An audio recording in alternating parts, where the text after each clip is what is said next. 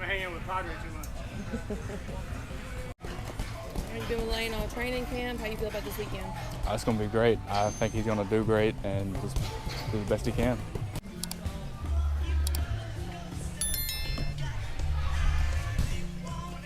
He's going to dominate. It's that simple. He trains so hard, works constantly. I mean, there ain't no stopping this dude.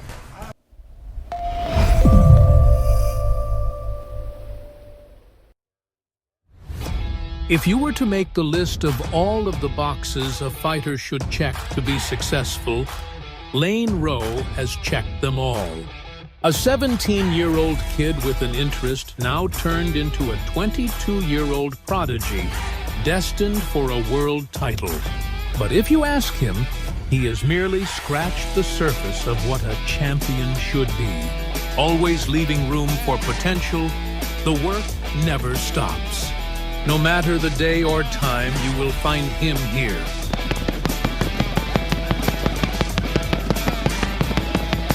Man, I feel great. I don't think we could have gotten a better opponent.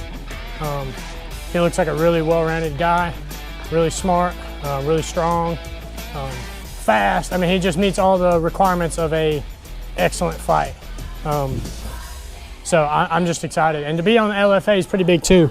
Actually just sunk in today that like the biggest we've ever done is black tie, which is, I think, way smaller than an arena. So it'll be interesting to see. Crowds have never really bothered me before, but we'll see what happens. Super excited. Lane's had a great camp as always. The weight cut's going really well. He looks good, he looks healthy. Obviously, anytime you gotta go compete, you're probably gonna be carrying a little bit of an injury. Hold on one second. Hey, Eli. Right there, buddy. Sorry, I know that'll be B-roll. Can you ask the question one more time? Super, super excited. Lane's had a great camp. I think Lane is fully healthy, which that's always a rarity going into a fight.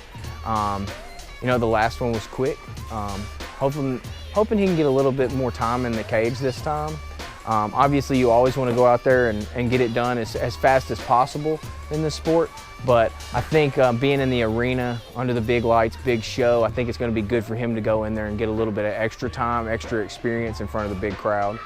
Watched a little bit of his interview. I'm not trying to entice you into crab talk, but he did say he wasn't a fan of your style. Why do you think that is? I don't know, honestly. I'm kind of excited to, like, I've wanted to ask him ever since, but then I was like, I'm about to fight him. I probably shouldn't ask. You're not going to answer, but I don't know. He seems like the kind of dude I could talk to after the fight, so I don't know. Maybe we'll find out. If I had to guess, he doesn't like the way I fight. I don't know. I really don't know. I'll have to figure it out. He probably didn't like the way I fight the same way I don't like the way I fight. So that's good. Maybe we'll help pick each other apart a little. Phenomenal. Lane always goes out there and dominates, no matter who his opponent is, what they got to say about him. He's the hardest working fighter in this gym through and through. He's in here multiple times a day. Lane lives for this, so I have no doubts about Lane's performance on Friday night. As always, we don't want to give too much away, but we think he's obviously going to lean more towards the striking into things, and I think Lane's striking is very underrated because most of the time people go out and they see Lane as a grappler, but that's because people grab Lane. It's a lot like Corbin. People look at him as a grappler, but that's just because people go and they don't want to strike with him, so they grab a hold of him, and then we see the grappling prowess. But Lane's had a couple of fights where guys dared to crack with him, and I mean, I can think of the one at Attitude where you know, I felt like that was a really important fight for Lane, just to show that he can go out there and he can bang with people. And I have no idea, honestly.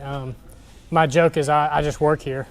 But legit, I just, coach says we're going here and that's where we go. I gotta start paying the respect to law school, going up there more.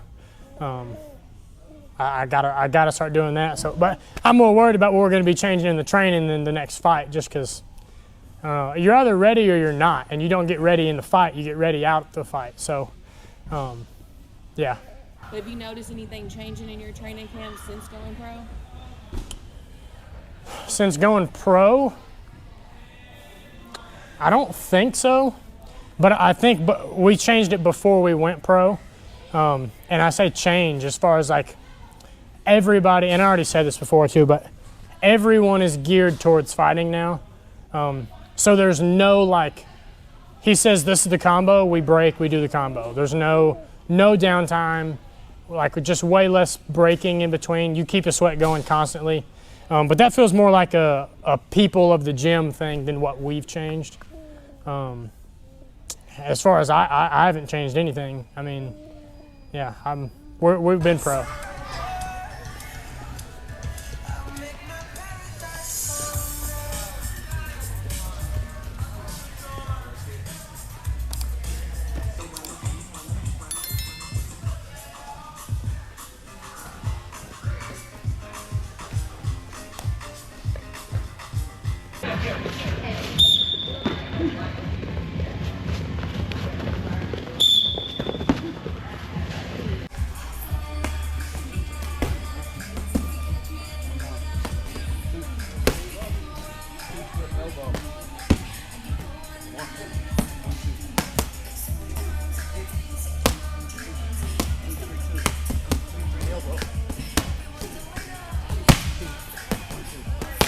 I got a lot of people I want to thank. To keep it short, I want to thank all my sponsors, especially Humboldt Motor Parts and Bearing.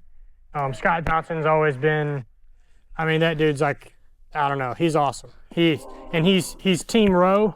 I think he's Team Arrow, so I got to show him respect. And this is going to sound so stupid to the people that know, but I would not have a fight camp without Kim and Ned White right now. Our sauna broke like 2 weeks ago, and they're the only people with a sauna around us that is free. And we just haven't had the time to order a new one. So they have legitimately been lifesavers for this camp, for me, I know. So shout out to them and all my family. First time my wife's been with me. First time having a wife during a fight, I think, pretty sure. And first time having her in the weight cut. So shout out to her for dealing with that. And to God, I've said that a lot, but you can never say it enough. So he's the only reason that I'm still able to move, I feel like sometimes. So.